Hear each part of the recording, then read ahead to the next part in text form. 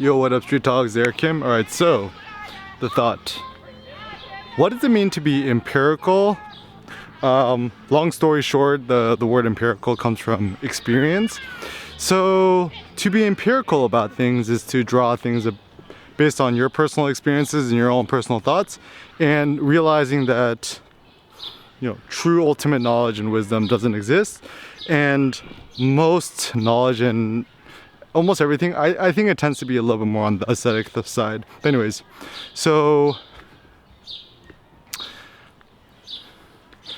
this is why when I feel like it comes to anything, we shouldn't really draw upon theory. We should actually draw upon experiences. Now, the hard thing is when you're younger and you don't actually have as many experiences, you don't actually have as a deep of a well to draw upon. But still, like, anyone who's at least 18 years older, even if you're 12 years and older, you still do have a wealth of experiences that you could draw upon.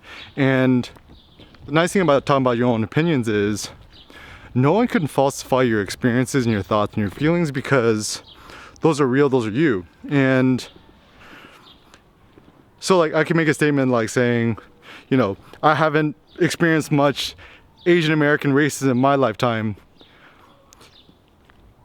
That's just my opinion, and that's just based on my experiences. And the problem is it's not universal to everybody, because there are a lot of Asians who experience a lot more racism than I did.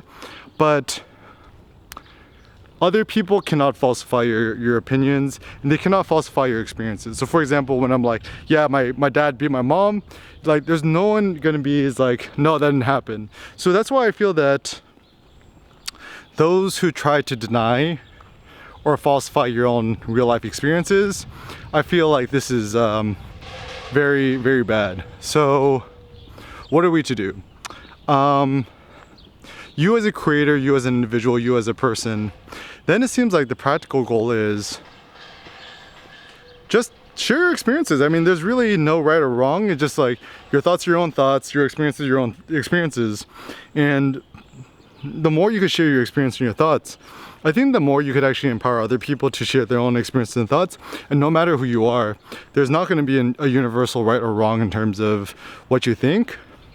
And I really do think that one of the best ways that, we could change the world for the better or whatever is more and more people have the courage to share their own personal experiences. So like the reason why I thought that the Me Too movement was so powerful was, here's all these people who finally had the experience and the opportunities to talk about their own experiences and come out against Harvey Weinstein and all these other despicable characters, and had people not had the courage to just share their experiences, we wouldn't have had all this corroborating evidence showing that these guys were actually a bunch of scumbags.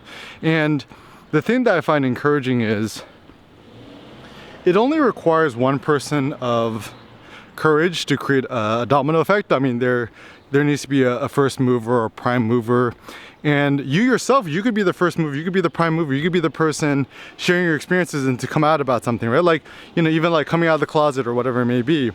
I think it's a good thing, because once, like, for example, Frank Ocean came out about being gay, then it suddenly became normalized and it became considered okay to do that in the hip-hop community. And even Jay-Z for having the courage to come out saying that, like, his mom's lesbian. To me, this is actually really good, because the biggest problem with the hip-hop community was being gay or bisexual or whatever gender you want to ascribe to was considered bad. Anything that wasn't heterosexual was considered bad.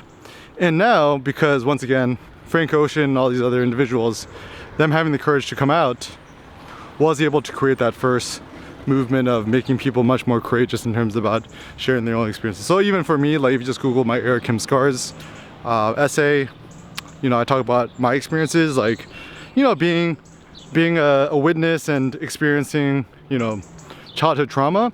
And I'm kind of glad that I put it out there, because hopefully, like, I think when we try to hide things, that's actually when things get really, really bad. But if we just had the courage to just come out openly about it and to be frank about it, it can maybe encourage other people to share their own personal experiences and stuff like that. Because I think everyone's kind of scared, and I think, what is the point of society? The point of society is to instill fear and to subjugate people for, irregardless of what we hear about American society doesn't want you to be an individual. Like even American society, you're only allowed to be an individual in the context of consumerism and capitalism. So for example, I could drive, I could buy an Audi and, flex that, I'm so, clever and unique and special because I drive an Audi, or you drive a Lexus, or you drive a Porsche or whatever it may be. But no one's allowed to flex their own physical muscles in person or whatever it may be. And I think that's a big problem because for the most part, my big critique on the world is capitalism and consumerism is okay for individuality, but true individualism, where you actually have your own thoughts, opinions, and aberrant way of thinking and living, is discouraged, and often you're punished. So even consider our traditional education system. You're not incentivized as a kid to actually speak your mind. You have to swallow knowledges, you got to swallow facts and stuff like that, and you got to regurgitate them at will.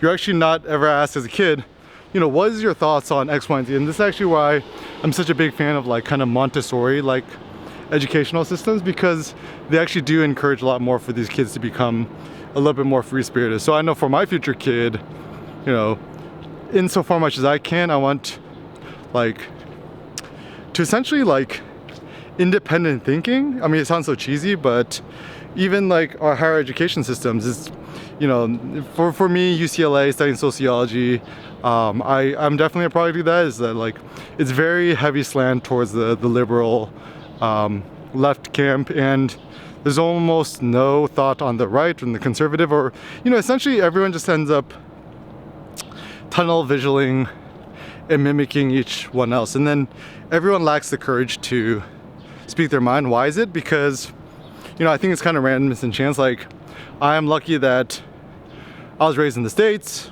had a mom who encouraged my free thinking and stuff like that, but had I not had this perfect storm of all these different experiences, I wouldn't become who I am today. So I think that's the cool thing with reality is, one's successes and failures cannot be 100% ascribed to the individual. It's a lot of it is, the society in which you're raised, what time you're born, and stuff like that. And I think this is really important because, a world and a society without randomness and chance is probably not a life worth living. I think it's kind of the fuzziness and the chaos and the randomness and chance of life which I think makes it so beautiful and worth living. So anyways, I kind of forgot where I was going with this, but the gist is, share your own opinions, share your own thoughts. Empirical reality, it just comes from experiences, so spend less time reading the news and stuff like that. Even less time reading, spend more time walking around, talking to strangers, sharing your thoughts. And the more that we all could share our experiences, maybe we could change the world for the better.